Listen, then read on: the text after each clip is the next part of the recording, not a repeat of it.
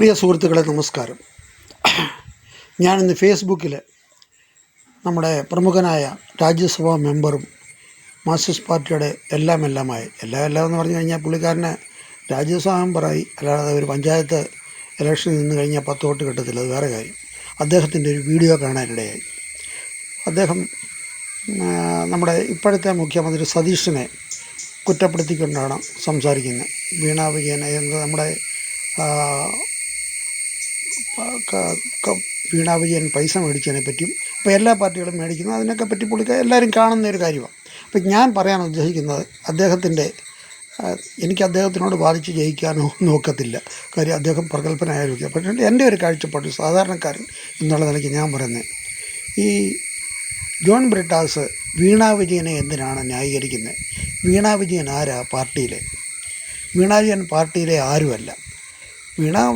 ജോൺ ബ്രിട്ടാസ് പിണറായി വിജയനെ സംരക്ഷിക്കുക.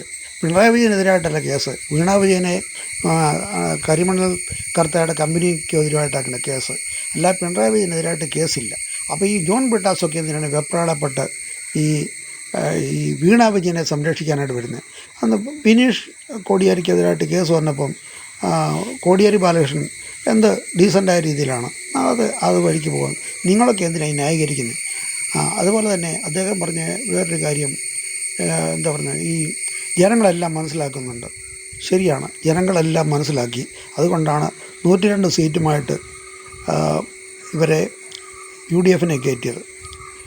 പിന്നെ നിങ്ങൾ പിന്നെയും കടന്ന് ഈ കാലിട്ടടിച്ചിട്ട് വല്ല കാര്യമുണ്ടോ? എൻ്റെ ജോൺ ബ്രിട്ടാസെ, നിങ്ങളൊക്കെ വലിയ ബുദ്ധിമാന്മാരാണ്.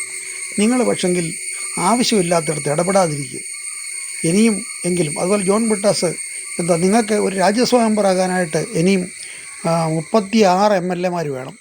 35 ഉള്ളൂ. അടുത്ത പ്രാവശ്യം നിങ്ങൾക്ക് രാജ്യസഭാ മെമ്പർ പോലും ആകാനൊക്കത്തില്ല. ഒരു പഞ്ചായത്ത് മെമ്പർ ആകാനായിട്ട് നിങ്ങൾ മത്സരിച്ചു കഴിഞ്ഞാൽ നിങ്ങൾക്ക് അതിനുള്ള യോഗ്യത വോട്ട് പോലും ചെയ്യത്തില്ല. അതുകൊണ്ട് നിങ്ങളൊന്ന് വായടച്ചോ, ഇച്ചിരി ഒന്ന് ക്ഷമിക്കുക.